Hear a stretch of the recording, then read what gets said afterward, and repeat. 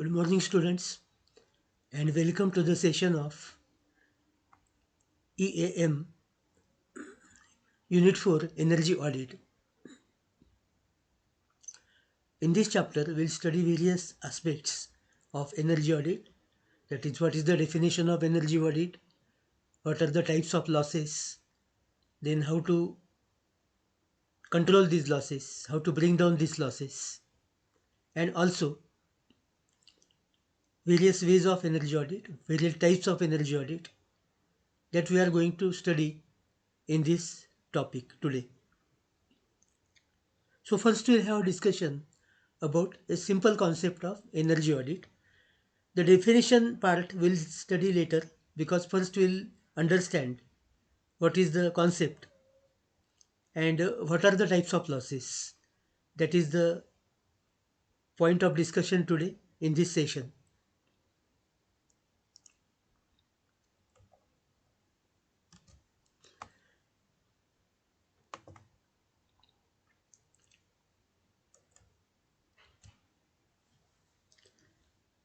So what is energy audit? The simple concept of energy audit is to check whether the energy received is utilized properly or not. Is there any pilferage? Is there any loss? So that is the concept of energy audit. The term audit indicates that whether the system is viable financially. Is there any financial loss? So whenever the term audit comes, it is related with finance. And energy audit is the study of utilization of energy, whether it is utilized properly or whether it is lost in some form. So that is the concept of conducting energy audit. So we'll come to that later. First we'll understand what is input, output and losses. These are the three parameters that are related with energy audit, that is input, output and losses. It can be said that input, whatever input is received, the same output should be available for utilization, for consumption. For example, if I inject 10 million units at one end of the line, that is sending end, so at receiving end I should get all the 10 units. If I don't get 10 units, means some part of the units have been lost. So that is a loss. For example, if I inject 10 million units at Kothurud, in Kothurud Parvati line, at Parvati end I should get all 10 units. If I get 9 units, then 1 unit is lost. So that is the concept of energy audit. So we can say here that input is equal to output plus losses. That is the very simple definition of correlating the three terms input, output, losses. So input is equal to output plus losses. The losses should be n minimum, as you know that there should not be any loss. Therefore, the loss should be minimum as possible. If loss is 0, then input is equal to output. That is the gain of the system is 100% or it is unity. That is the concept of evaluating losses. Again, I will take the example of sending end and receiving end. That if a million units or a units are injected at sending end, let us say Kothurud, and at receiving end, I am getting B units. That is at Parvati, I am getting B units or million units. Whatever is the unit, what is the way how you measure it. So ideally, A should be equal to B. But it is not possible due to several reasons. Entire energy cannot be available. Even in case of bulb, If you switch on bulb, then you are inputting 230-volt supply. But it is not a practical thing that you will get all illumination, 100% illumination, 100% lumen, because some energy is lost in form of heat. So same is the case with transmission of the power, that the units A are injected at sending end, but at receiving end I am getting B, and the loss between A and B is A minus B units. So in this way you can find out loss. That is one of the important tasks to be performed under energy audit, that what is the loss of the system. In terms of percentage, the simple way to compute loss is A minus B upon A into 100. As you can see here, that the loss is given by, in terms of percentage, as A minus B upon A into 100. So this is how we get calculation of loss.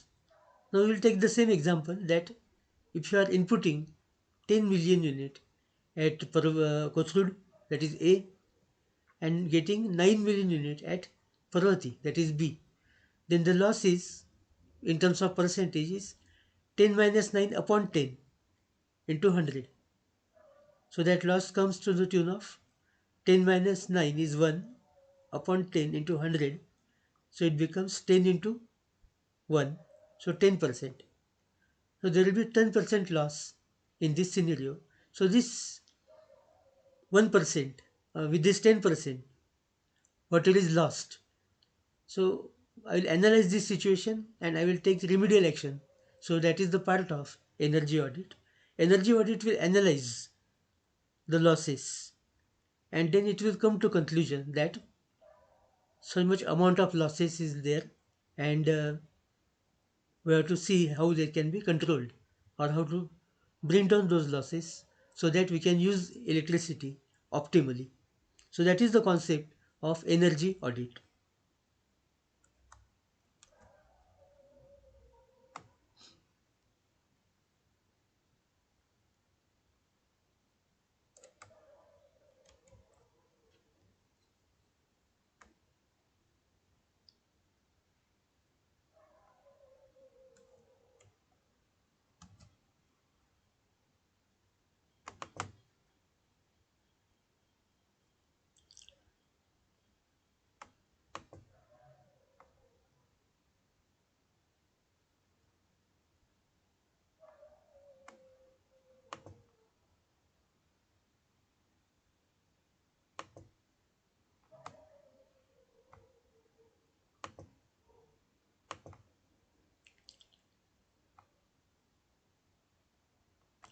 Then we'll study what are different types of losses, how losses are classified, that you can see now.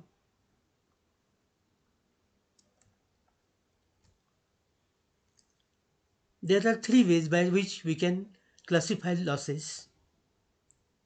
The first way is,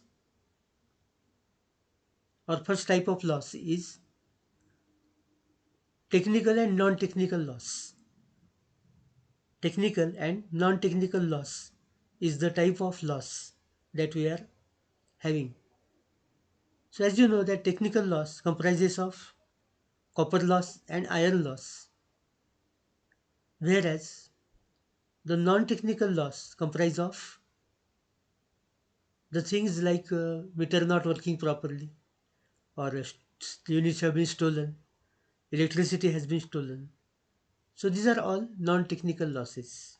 So this is the first way that we can identify losses into two types: technical and non-technical. Technical losses comprises of iron loss, copper loss, eddy current loss, hysteresis loss, and the limit for these losses is 4%, out of which 3% is for transmission line and 1 is for transformer. So the technical losses should not exceed more than 4%, and For that, we have to take several measures. We'll go to that later. Like if you conduct proper maintenance, if you replace the old conductors or old equipments, then you can bring down technical loss. About commercial loss, we'll have a discussion like theft of electricity is the type of commercial loss. The second way is T&D loss. So transmission and distribution law is the way to classify losses. So transmission loss is the loss taking place in transmission system. So here transmission system implies as EHV transmission which is above 66 kV. So that is transmission loss 66 kV, 110 kV, 132 kV, 220 kV, 400 kV, 500 kV HVDC and 750 kV are the transmission line or transmission level voltages available. So any loss which is taking place in the transmission network is called transmission loss. And the third type of loss is distribution loss, or second type rather is distribution loss, that is because of losses taking place in distribution network which is 66 kV below, like 33 kV, 22 kV, 11 kV, 430 volt or 220 volt. So these are the distribution losses. So in this way T&D loss is also playing important role in energy audit. And the last type of loss is AT&C loss. AT&C loss indicates that it is aggregate, technical and commercial loss.